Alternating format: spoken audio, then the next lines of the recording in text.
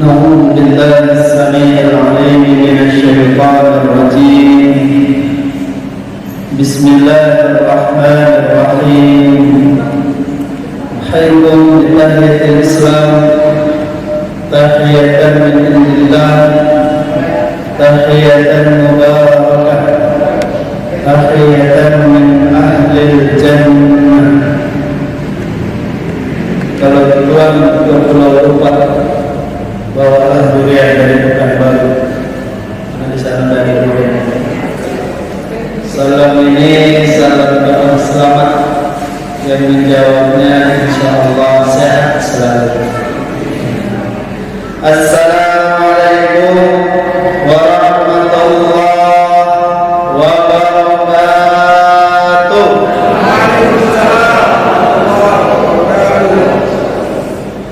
Alhamdulillah alladzi farada ilaina as-salat yaftahu bihi abwabal barakah was-sa'adah wa wa'ada lil muttaqin was-salihin was-sabirin wal musallin al-jannah.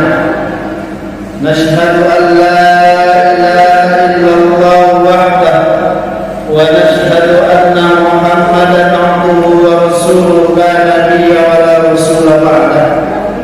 Allahumma salli wa sallim wa barik wa an'im ala nabiyyina al-karim Muhammadin sallallahu alaihi wasallam.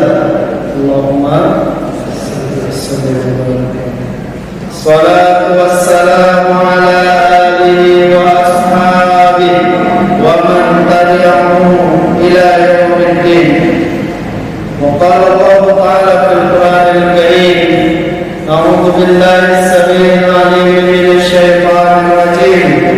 Ya ayyuhalladzina amanu ista'inu bis-sabri was-salah. Wahai orang-orang yang beriman, minta tolonglah dengan perantara sabar dan salat. Allah tak suruh minta tolong dengan Facebook. Ada orang yang minta tolong sama Facebook. Suaminya udah 3 hari tak pulang, lalu minta tolong dari sama Facebook. Ditulisnya, tolong yang tahu keberadaan suami saya kasih tahu saya, hubungi ke nomor ini. Ada orang komen, kenapa udah 3 hari tak pulang? Kata kawan, sabar. Kalau suami tak pulang 3 hari, itu tanda suami mencari rezeki. Sabar. Ada lagi yang komen, sabar bu, kadang cinta harus diuji dengan kejauhan. Ada lagi yang komen, bu, kalau suami udah 3 hari 3 malam tak pulang, itu tanda dia punya simpanan. Jangan minta tolong sama Facebook, tak selesai. Allah sudah titipkan semua ada sholat. Apa masalah kita ada sholat? Pak Ustaz, saya punya masalah. Apa masalah? Masalah saya ini susah yang orang senang.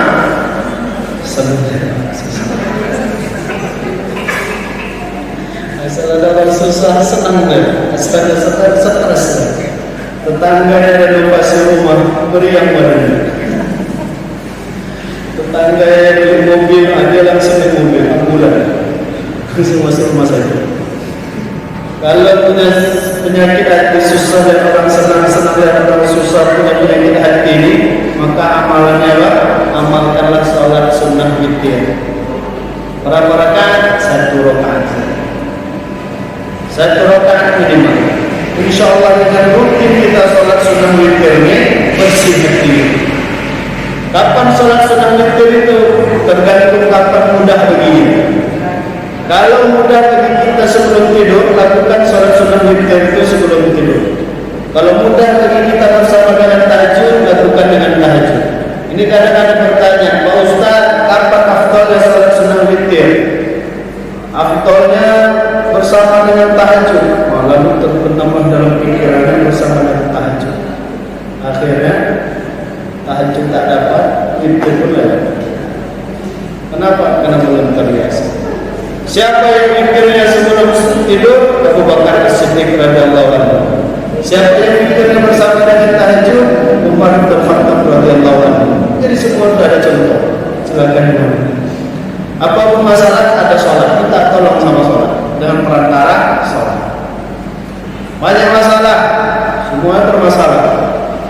memang di Indonesia ini banyak masalah. Yang ada di Indonesia kita ada masalahnya cuma pegadaian saja. Pegadaian kita ada masalah. Menyelesaikan masalah, tanpa masalah. Yang lainnya masalah. Kalau banyak masalah, apa amalan apa salatnya Ustaz yang Allah bantu kami menyelesaikan masalah ini? Tahajud. Tahajud itu bisa membuat Allah mudah menolong kita menyelesaikan masalah. Jangan minta sama Allah, ya Allah jangan kasih aku masalah. Tak mungkin, masalah itu ada. Hidup di sini sudah masalah. Jadi jangan minta sama Allah, jangan kasih aku masalah. Itu tandanya ya Allah matikan aku segera. Tapi minta sama Allah, ya Allah kuatkan aku dalam menghadapi semua masalah dan berikan aku solusi di setiap masalah, dan jangan timpakan kepadaku masalah yang aku tak sanggup mengembannya. Itu bagus banget. Kadang doa harus hati-hati juga. Yang mengaminkan pun harus hati-hati juga. Alhamdulillahirabbil alamin. Amin. Apa yang dia amin? Baru lagi baca bismillah dan dia amin. Imam Ustaz doa Ustaz. A'udzu billahi minasyaitonir rajim. Bismillahirrahmanirrahim. Amin.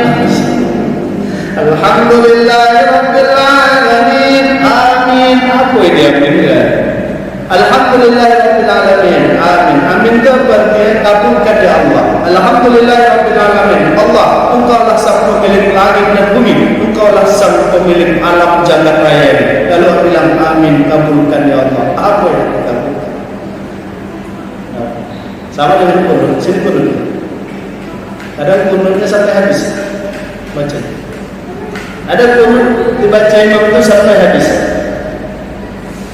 Fa innaka taqdi wa la yuqda 'alaik wa innahu la yazilu man walaik wa la ya'tu man 'alaik. Kan biasanya sampai fa innaka taqdi wa la. Sampai situ ada berhenti imam. Tapi ada yang lanjut. Kalau ada yang lanjut, kita tak boleh amin enggak? Fa innaka taqdi wa la yuqda 'alaik. Amin. Apa yang diambilkan? Itu puji-pujian. Wala ya'tu man 'alaik. Amin. Ya Allah, tak ada yang memberikan keputusan kecuali keputusan itu dari-Mu ya Allah. Amin, kabulkan ya Allah. Apa yang dikabulkan? Itu bukan doa, itu pujian. Itu baru imam.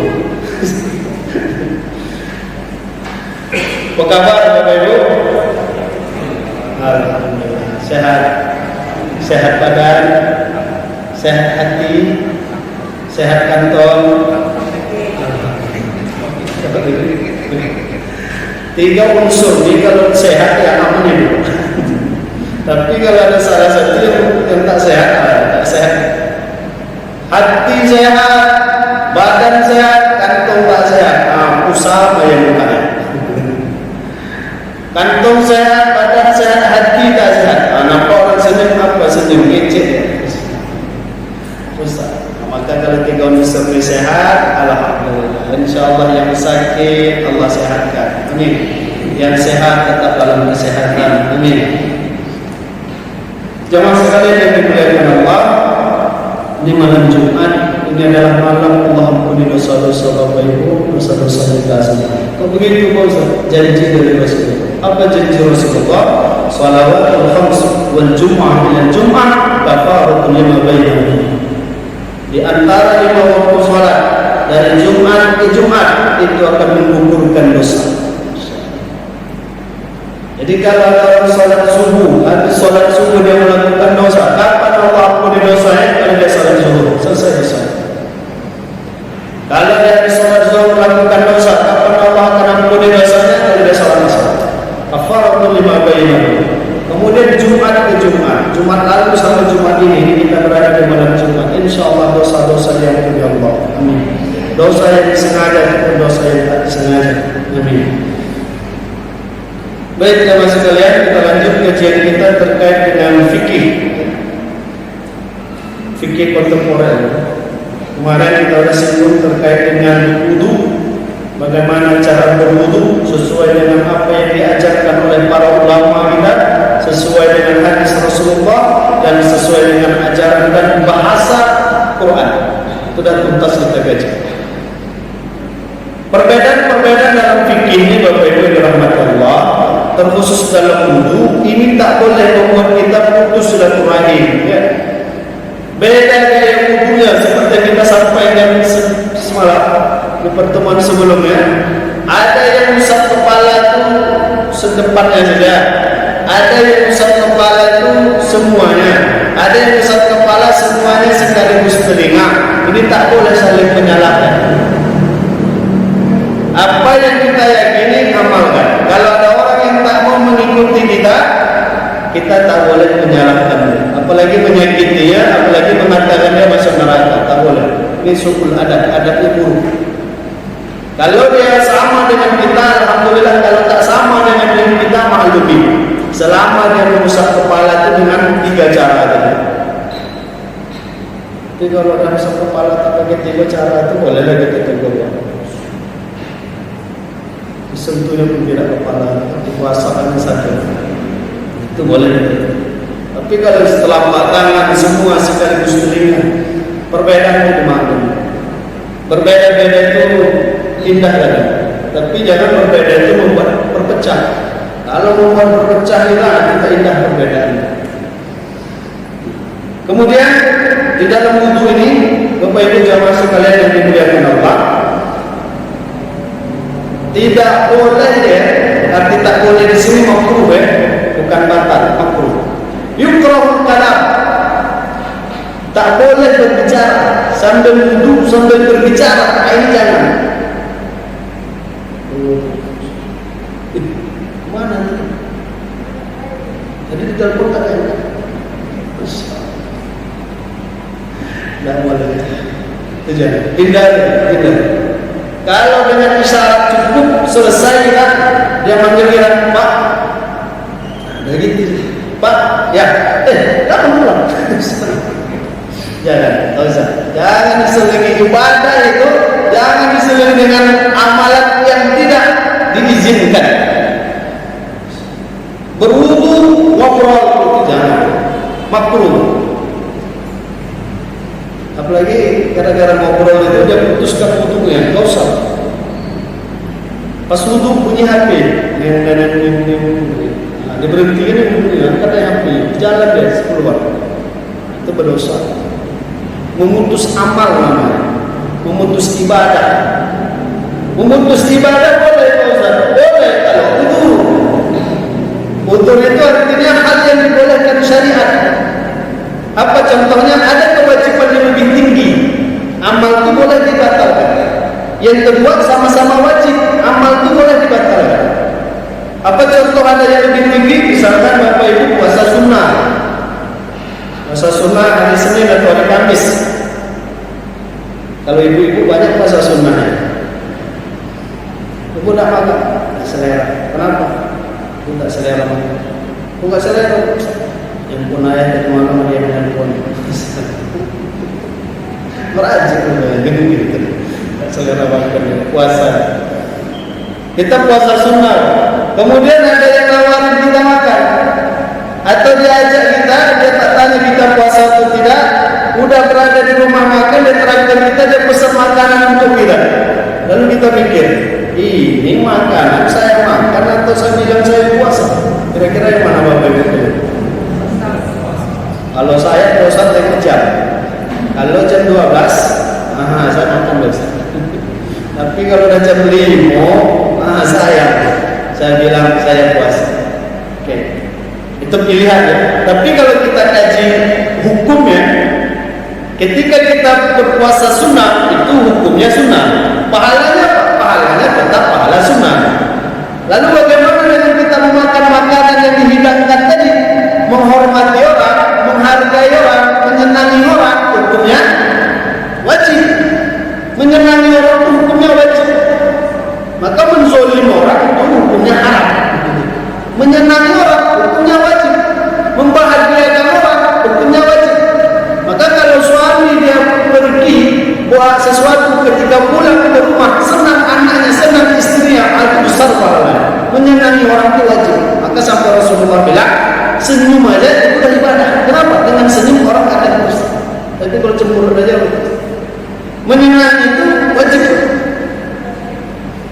Lu yang mana itu? Saya nggak Pak Ustaz, itu pilihan kan. Tapi dari segi hukum kita udah tahu. Atau yang selevel, sama-sama wajib. Sama-sama wajib. Apa contohnya? Seorang istri sholat zuhur, udah 2 rakaat dia sholat zuhur. Kemudian suami pulang, pendek, pulang ketuk pintu. Assalamualaikum, Bu, Bun.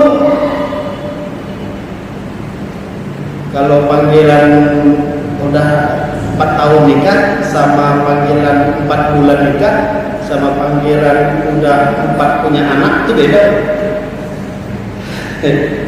Kalau 4 bulan nikah, saya mau pilih tetapnya perlu bukan. Kalau udah 4 tahun nikah, kalau udah 4 anak, beda panggilan. Beda-beda. Kita sholat, nanti kita tak sama ibu ya. Ibu sholat zuhur, udah 2 rakaat atau 3 rakaat atau 1 rakaat. Kemudian suami pulang. Jelas-jelas itu suara suami kita kan sudah mengetuk pintu. Makin lama tembakannya makin kuat. Apa yang ibu lakukan? Apakah ibu mempertahankan sholat atau ibu batalkan sholat dan ibu buka pintu? Kira-kira yang mana? Kalau ini kejadian, mau dijawab atau SMS atau 50-50? Jawabannya bebas. Oh, kalau saya Pak Ustaz, saya lanjut sholat. Kenapa? Kan itu hubungan saya sama Allah itu nomor 1 Pak Ustaz. Kalau yang suami itu nomor 2, dia tidak tahu nomor 1 sama nomor 2 sekarang udah hafal. Ya kan? Dia bilang nomor 1 itu Pak Ustaz, nomor suami itu nomor 2. Padahal nomor 1 udah hafal sekarang. Nomor suami. Ada yang bilang gitu. Ada yang bilang nyebut suami Pak Ustaz. Kenapa? Karena kalau suami senang, Allah pasti senang. Ini sama-sama wajib, yang mana kita pilih? Boleh kita batalkan amal kalau ada hal yang lebih tinggi dia derajatnya ataupun amalan ataupun pahalanya, atau yang mendesak dia yang harus segera dilakukan, itu boleh. Tapi kalau tadi kita berwudu lalu HP bunyi lalu kita putuskan wudu, ini tak diizinkan, tak boleh. Ini yang kedua terkait dengan wudu. Sama seperti baca Al-Quran. Maka saya anjurkan kalau baca Al-Quran itu di HP ini kan ada memang aplikasi Qurannya. Tapi kalau ditanya mana yang lebih baik, baca Al-Quran di sini atau di sini? Di Quran atau di HP? Di Quran. Di Quran. Kalau ditanya pahalanya mana yang lebih besar atau sama atau tidak pahalanya baca Quran di mushaf ini atau baca Quran di HP ini? Di mushaf lebih besar Pak. Kenapa? Karena dalam kitab Ta'lim Imam Az-Zarnuji itu dia bilang melihat Quran saja sudah berpahala, melihat mushaf ini saja sudah berpahala, apalagi membukanya dan membacanya. Melihatnya saja sudah berpahala. Jadi karena sekarang kecanggihan zaman, kita baca Quran pakai HP. Ini kita ingin sampaikan, amalan itu tak boleh diputus dengan amalan dengan hal-hal yang lain. Kita baca Quran di HP, kemudian kita lupa untuk mematikan jaringan, sehingga masuk telepon, masuk WA. Pas kita baca Al-Quran, Bismillahirrahmanirrahim, wan najmi idza hawa, ma dhalla sahibukum wa ma ghawa, masuk WA.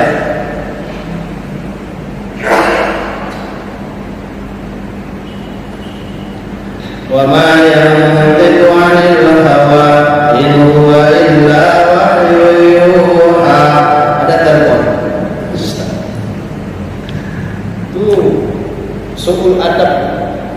Dia kan baca Quran itu kan berkomunikasi dengan Allah, tapi dia selagi dengan berkomunikasi sama manusia. Lalu gimana cara kalau ingin menghentikan komunikasi sama Allah? Tutup dulu. Dengan apa? Dengan ucapan sadaqallahu. Tapi ada yang setuju dengan ucapan sadaqallah. Biasanya yang tak setuju ucapan sadaqallah itu sama dengan dia tak setuju dengan ucapan sayyidina. Itu sepaket kebiasaan. Sama juga dia tak setuju dengan baca Yasin malam Jumat. Sama juga dia tak setuju ziarah bawa bunga. Itu sepaket kebiasaan. Itu kalau kita kaji itu nanti tambah lebar. Jadi balik lagi ke itu kan.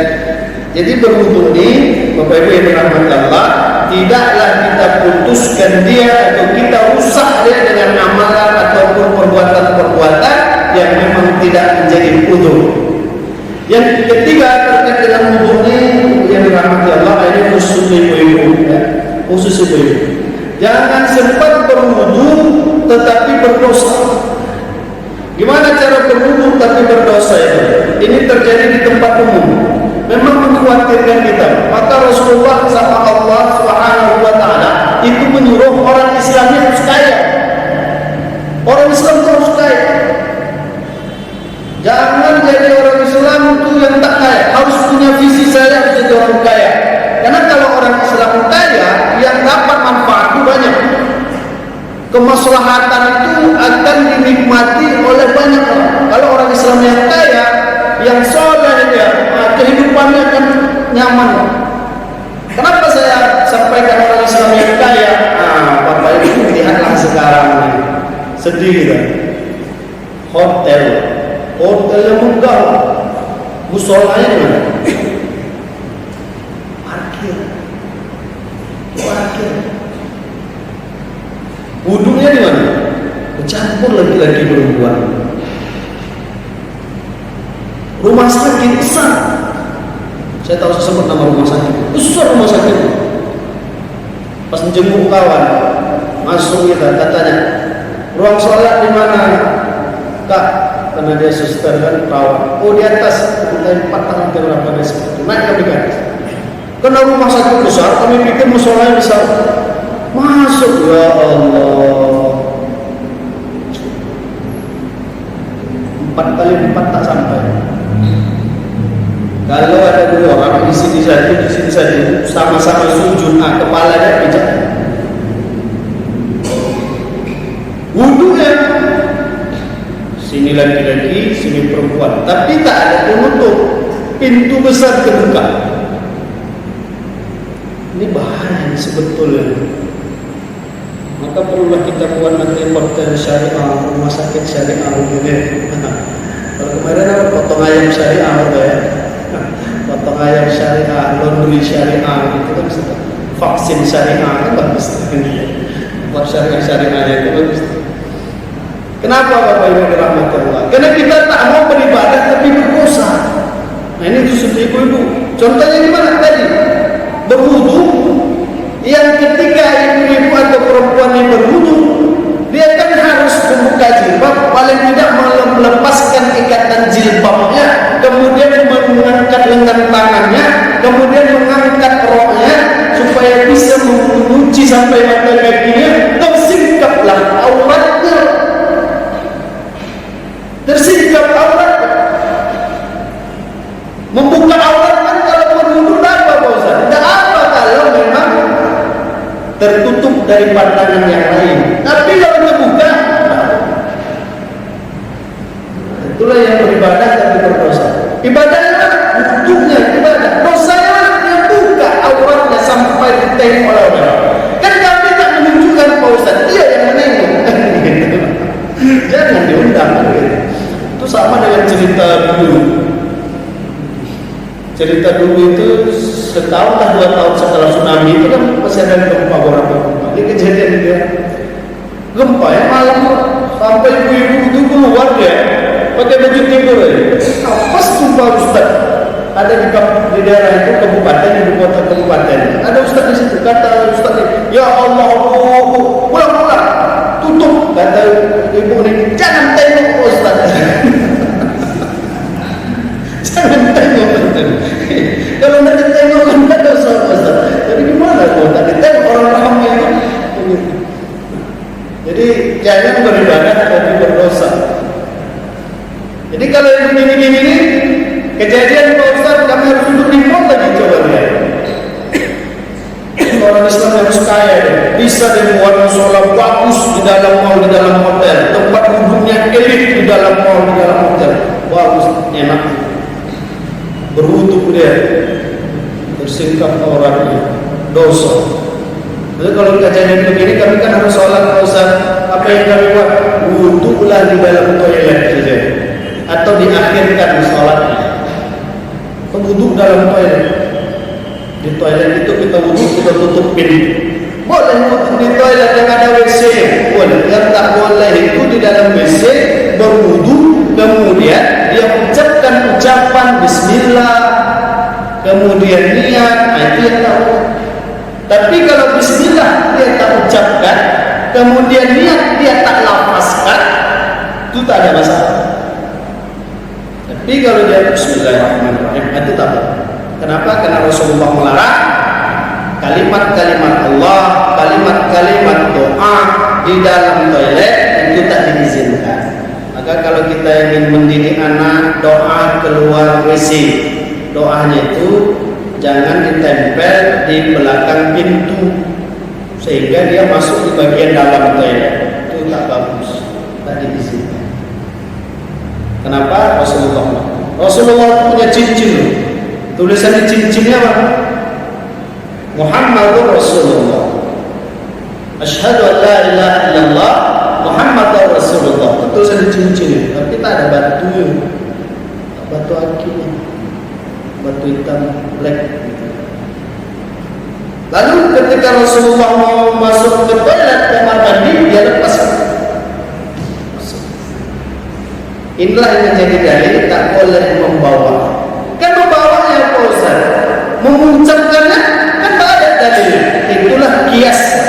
Kalau membawa tulisan saja tak diizinkan, apalagi mengucapkan. Karena mengucapkan itu lebih daripada sekedar membawa tulisan.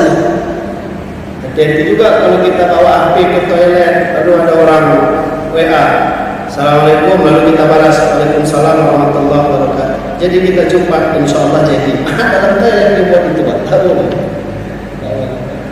Jangan. Berwudu silakan, tapi jangan ucapkan Bismillah, jangan ucapkan lafazkannya. Itu tadi sini. Kemudian dirahmati Allah, termasuk kalian yang disayangi Allah, terkait dengan niat wudu, ya, terkait dengan niat wudu yang kemarin sudah kita sampaikan, tapi kita ulang kaji sebelum kita tanya jawab nanti.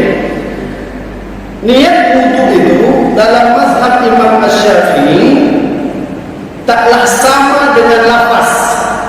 Lafaz wudu dengan niat wudu itu tak sama. Yang menjadi rukun lafaz wudu atau niat wudu. Niat wudu bukan lafaz. Jadi kalau berwudu ya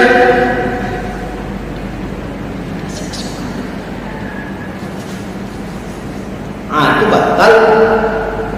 Kenapa batal? Karena enggak ada niat. Tadi kan lihat Pak Ustaz nawaitu wudu'a, itu bukan niat, itu lafaz. Jadi niatnya di mana? Niat itu di hati, dia tak boleh dilafaz. Niat itu tak boleh dilafazkan. Kalau dia dilafazkan, dia menjadi lafaz niat. Dan lafaz niat itu tak boleh dalam bahasa Indonesia. Lafaz niat itu dia harus dalam bahasa Arab yang dulu setelah kita hafal. Kalau di sholat, usolli, fardhu subhi, itu lafaz, bukan niat. Jadi kalau kita usolli fardhu subhi kita baca dalam hati, kemudian kita angkat tangan takbir, salah itu. Kenapa salah? Karena itu lafaz, bukan niat. Kalau lafaz dilafazkan, kalau niat itu baru letakkan di dalam hati. Nawaitu wudu'a li raf'il hadathi asghari fardhu lillahi ta'ala. Itu lafaz, bukan niat. Jadi kalau hanya itu dibaca, nawaitu wudu'a li raf'il hadathi asghari fardhu lillahi ta'ala, batal. Kenapa batal? Tidak ada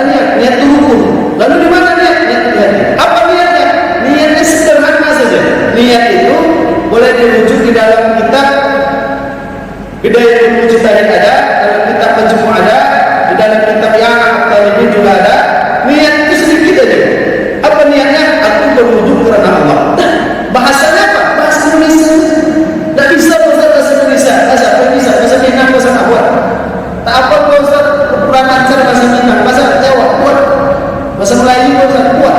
Bahasa Batak boleh, bahasa Betawi boleh, bahasa kemudian buat lah. Kalau niat, tapi kalau lafaz tak boleh. Lafaz hanya diizinkan dalam berbahasa. Jadi niat itu di dalam hati. Kapan kita berniatnya?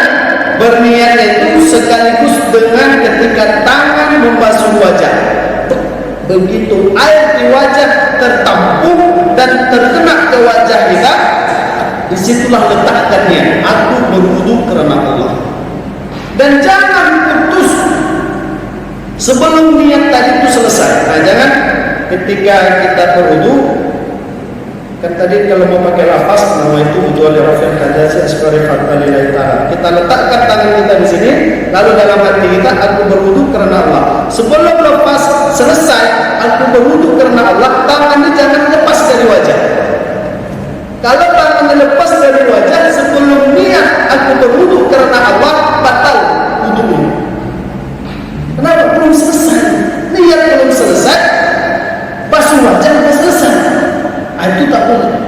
Berarti amal dulu berniat itu. Allah. Nah, kita buka tanya jawab. Masih ada waktu sedikit. Kalau ada yang ingin bertanya 1939. Ya Pak, silakan.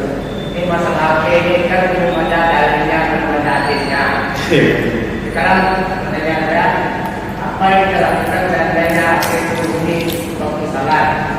Dimatikan ulang takbir atau dimatikan diteruskan salat?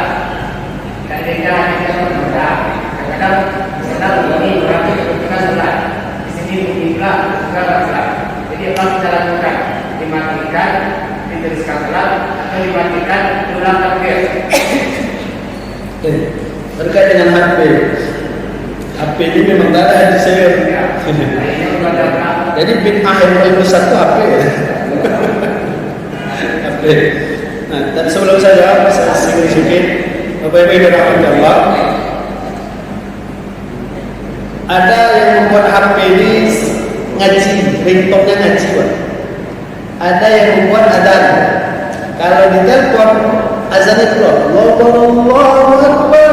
Kalau ditelepon keluar tuh suara ngaji di HP-nya.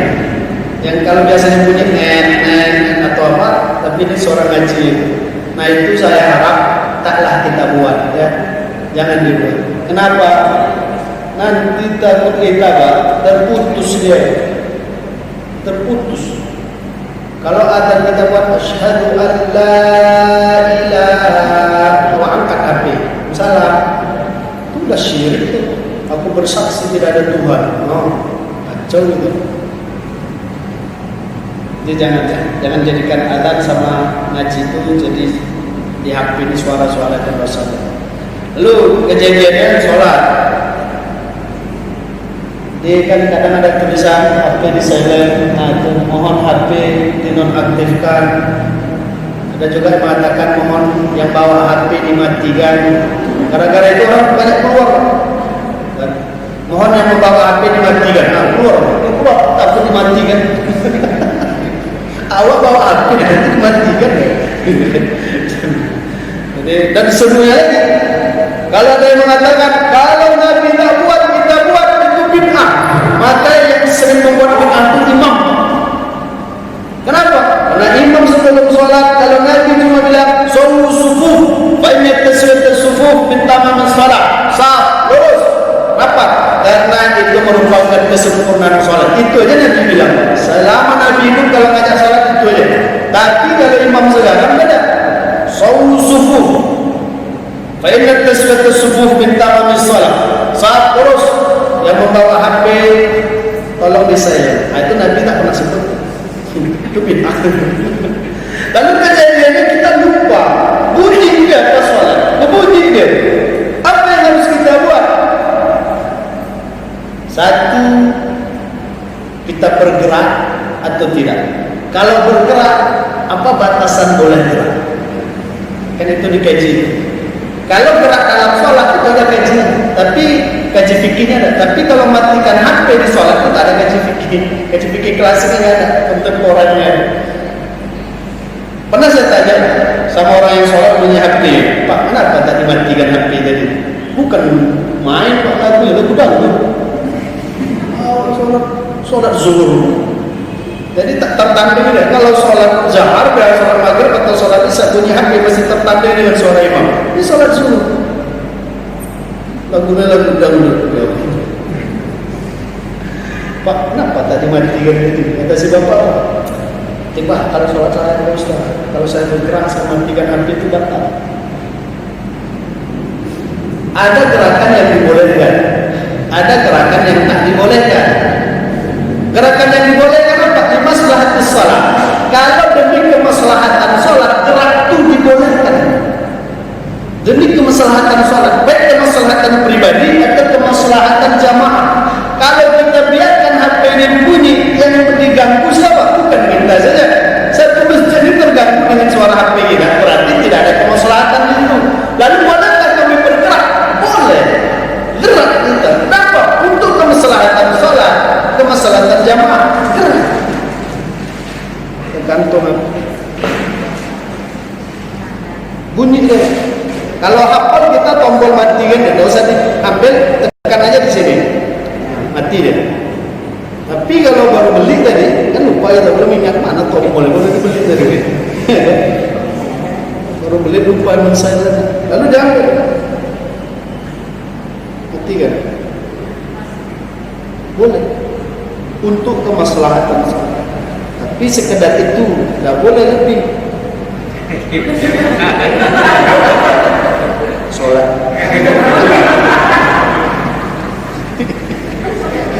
Demi kemaslahatan sholat boleh. Boleh kami gerak? Boleh. Bahkan lebih dari itu kita diizinkan gerak. Nih, depan kita batal nih. Ini tak mau gerak. Ini juga tak mau geser. Lalu siapa yang geser? Kita. Kan bergerak. Atau ini samping. Yang ini samping kita. Itu tak mau merapat kita. Tapi menjadi yang mana yang bergerak ketika ada yang batal di saf kita, terkhusus untuk saf yang pertama, yang bergerak itu adalah yang tak mengganggu posisi orang yang di belakang imam. Jadi kalau yang di sini batal, yang bergerak ke sebelah sini. Kalau yang di sini batal, yang bergerak ke sebelah sini. Bukan yang di sini batal, ini yang bergerak. Nanti yang di belakang imam bergeser posisinya. Yang belakang imam tapi kasus yang berikutnya, gimana kalau hati kita letak di bawah? Letak di bawah.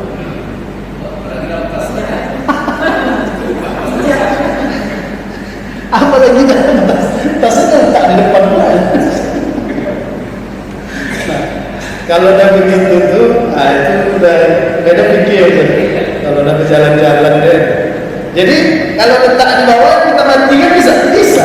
Tapi kalau udah di dalam tas, apalagi dalam tas tembus kunci ya, itu batalkan aja sholat orang, matikan dulu sambung lagi sholat. Boleh ya Ustaz, akan tak merusak jamaah yang lain. Kita korbankanlah diri kita, itu risiko kita. Kalau pun berdosa, kita yang berdosa. Daripada kita masjid berdosa, mau saja kita yang berdosa. Karena kesalahan kita. Jadi kalau HP di sini dalam tas Allah, berbunyi deh, tak mati-mati. 3 kali kita lihat 3 kali berbunyi. Apa yang kami buat? Buka lantas mati.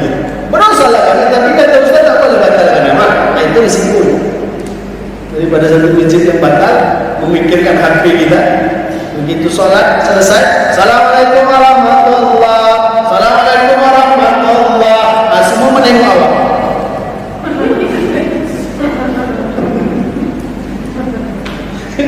Kenapa? HP tak bunyi. Empat bunyi terus HP. Jadi mati. Haruskah dimatikan demi kemaslahatan sholat mati? Kan ada kaidahnya. Daful mafasid aula min jalbil masalih. Mempertahankan sholat itu bagus. Membatalkan sholat itu tak baik. Tapi menolak ketidakbaikan itu lebih utama daripada melakukan kebaikan. Kalau kita mempertahankan sholat itu mengganggu dan itu tak baik. Mempertahankan sholat ini memang baik, tapi mengganggu orang tak baik. Maka lakukanlah yang menghilangkan gangguan tadi, itu lebih utama daripada kita mempertahankan sholat. Tapi kalau sekedar gerak di kantong, tak usah batalkan. dia dibolehkan, tapi dengan ketentuan tadi tak boleh lebih dari takarannya. Yuqaddiru biqadriha, sesuai dengan takarannya saja, tak boleh lebih. Pas kue apa satu rakaat lagi. Ya, jadi itu Pak, boleh gerak dan harus gerak, tak boleh tidak.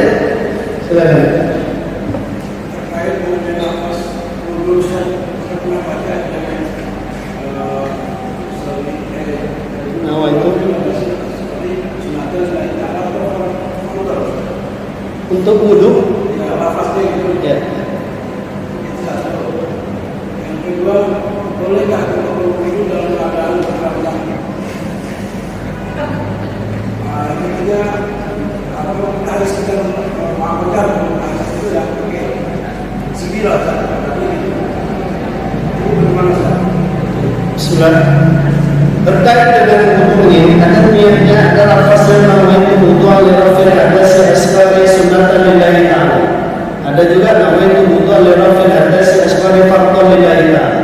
Yang mana yang betul? Dua-duanya betul. Fungsinya beda. Ada referensinya kalau mau dibaca kitab fikih Islam yang dibantu Abu Zuhairi. Nah, di situ tentang beliau bahas. Boleh tak berlafaznya nawaitu wudhu al-rafil hadasi asfari sunnatan lillahi ta'ala? Boleh. Tapi kalau kita pakai sunnatan lillahi ta'ala, wudhu itu tak boleh digunakan untuk amalan-amalan yang selain sunnah. Misalkan apa? Baca Quran, boleh dia pakai wudhu. Pergi dia berbelanja, boleh dia pakai wudhu. Pergi dia ke pengajian, boleh dia pakai wudhu. Datang dia ke majelis taklim, majelis zikir, boleh dia pakai wudhu. Tapi kalau untuk sholat, itu tak boleh. Walaupun sholatnya sholat sunnah, karena tak sah sholat sunnah tanpa wudhu, kan? Walaupun sholatnya sholat sunnah, dia tak boleh pakai lafaz niat. Kalau dia menggunakan untuk sholat, dia niat wudhunya harus fardu. Kalau dia gunakan untuk sunnah, tak boleh dia pakai yang amalan atau ibadah yang mewajibkan berwudu. Untuk tawaf misalkan boleh ada sunatan lillahi ta'ala, tak boleh. Nawaitu wudhu al-rafil hadasi asfari sunatan lillahi ta'ala, itu tak boleh. Tapi kalau untuk mengaji ya boleh. Kalau untuk datang-datang ke tempat-tempat kebaikan boleh dia sunatan lillahi ta'ala. Tapi dia harus ingat wudhu itu tak boleh digunakan untuk sholat. Maka disolusikan kata Muhammad Zuhairi, amannya biar tak lupa-lupa, fardu saja lah niatkan. Kalau fardu diniatkan, berlaku untuk semua. Tapi kalau tak diniatkan fardu, itulah harus kita ingat. Jangan sempat wudhu yang kita niatkan sunnah ini, kita bawa ke sholat, tak sah sholat kita. Karena niatnya wudhunya untuk amalan sunnah. Amalan bukan amalan yang mewajibkan berwudu. Itu beliau sampaikan di sana. Lalu bolehkah tanpa busana kita bertigo sebanyak itu? Nanti bagi-bagi lah. Boleh kita berwudu tanpa busana. Kalau wudu tanpa busana, dia masuk kalau dalam ruang tertutup kamar mandi kita boleh, jamnya boleh, tapi adabnya yang lupa. Adabnya yang lupa. Lalu bagaimana standarnya? Standarnya aurat besar ditutup. Itulah ukurannya. Aurat besar ditutup. Ada aurat besar, ada aurat kecil. Jadi yang aurat besar itu tutup. Pakai sigi itu. Jadi kalau tanpa busana,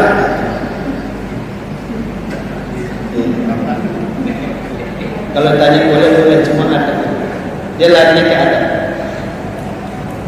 Karena kalau sampai Nabi bilang ke sahabatnya, apa engkau tak malu sama Allah? Begitulah bahasa saya kan. Apa engkau tak malu sama Allah? Gimana? Lanjut. Kita boleh ngomong ya. Ini saya bertanya satu. Apakah hukumnya terkadang dalam fikih ketika azan dikumandangkan kita berbicara? Terkadang saya khususnya kan sering azan. Kadang jemaah di belakang itu suaranya sampai ke saya, kadang membuat saya tidak khusyuk atau tidak fokus ketika azan. Bagaimana hukumnya yang berbicara? Apakah hukumnya pandangan dalam fikih seperti apa? Kalau ditanya hukumnya makruh, karena menjaga adat itu sunnah muakkadah. Ijab adab sunnah muakkadah. Meninggalkan sunnah muakkadah hukumnya makruh. Tapi kalau dia memang sudah jadi kebiasaan, kemudian ada dalam dirinya azan itu tak perlu dijawab, itu berdosa. Jawab adab ini ibadah menjawab adab itu dah. Maka jawablah sampai kajiannya. Jangan lakukan aktivitas yang membuat kita tidak bisa menjawab adab. Maka pesan saya Bapak Ibu jamaah sekalian, kalau ada berkumandang, jangan wudhu. Karena ketika kita ada berkumandang kita wudhu, kita tak akan bisa jawab adab. Lalu kapan kami berwudhunya? Sebelum adab atau setelah adab? Begitu juga masuk ke masjid kita ada berkumandang, jangan sholat. Meskipun ada perintahnya salat tahiyatul masjid, tapi jangan sholat. Kenapa? Karena ada azan yang harus kita jawab. Lalu kapan kami sholat tahiyatul masjidnya? Setelah azan berkumandang, dapat pahala dua, satu pahala jabatan, satu dapat pahala sholat sunnah. Allah Allah. Nanti kita kaji lagi tentang azan insyaallah ya. Demikian itu sebagai pengantar saja. Jadi yang jelas kalau berbicara ketika ada berkumandang dan pembicaraannya tidak penting, tak wajib pembicaraannya, nah itu makruh. Tapi kalau wajib, Pak anak manggil, nah itu wajib tak. Tapi kalau Pak istri manggil, wajib. Sehat selalu, bahagia selalu. Insyaallah saja kemudahan Allah, keluarga sakinah, mawaddah warahmah, keturunan saleh dan salehah. Negeri kita menjadi negeri Indonesia yang baldatun thayyibatun wa rabbul ghafur. Amin. Allahumma amin. Assalamualaikum warahmatullahi wabarakatuh.